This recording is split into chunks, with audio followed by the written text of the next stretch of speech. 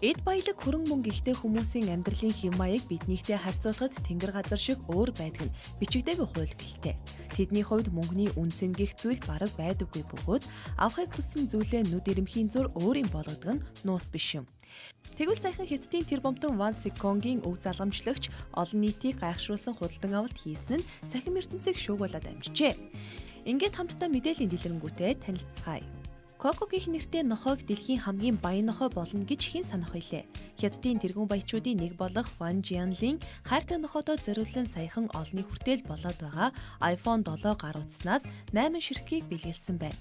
Нэг ширхгийг нь гэхэд 800 фунтээр авсан бөгөөд тэрээр нийт 23 тэрбум долларын хөрөнгөтэй эрхэм ажээ. Бэлгэлсэн iPhone 7 загварын утаснуудтай цуг Коко нохойны зургийг бүгд минийх гэсэн нэртэйгээр цахим ертөнцид байршуулсан нь хэдэн хормын дотор гэхэд асар их сэтгэл авсан байна.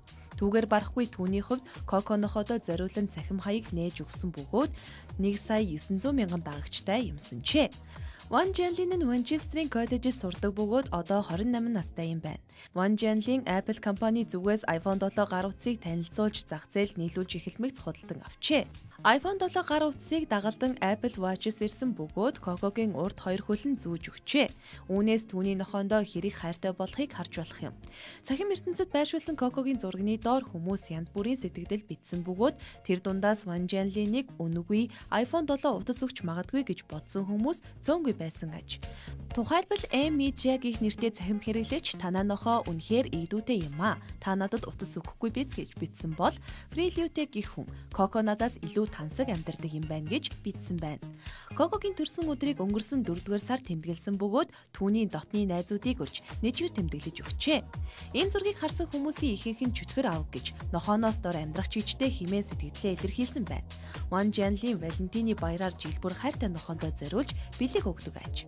Тэрээр 30 нас цуглахоос өмнө Хятадын тэргүүн баячуудын тоонд орсон 100 хэдэн бизнес эрхлэгчдийн нэг юм.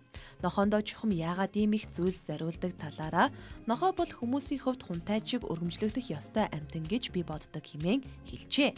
Түүний 4 насны төрсөн өдрөөр Ван Жианлин сүүлийн үеийн загварын Ferrari машинаа зөвхөн Coco зориулан чимэглэж хотоор бүтэн өдрийн турш түүнийг дагуулж яван баярлуулж байжээ. Түүнд гадуур гарахтаа өмсөх хэдэн 10 төрлийн хувцас байхаас гадна цүнх төрөвч гээд хүний хэрэгцээг хангадаг бүхэл зүйлс байдаг ажээ.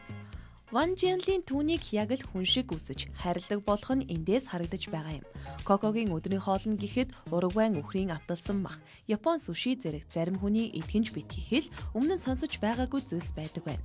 Хятадын залуухан тэр бомтон залуу дунд сургуулаа Сингапурт сурч төгссөн бөгөөд Манчестерийн коллежид жилийн 30,000 долларын төлбөртэй ангид философч мэргэжлэр сурдаг ажээ. Түүгээр зогсохгүй сүүлийн 7 жилийн хугацаанд нийт 22 компани байгуулж үйл ажиллагааг нь удирдан явуулж байгаа юм байна.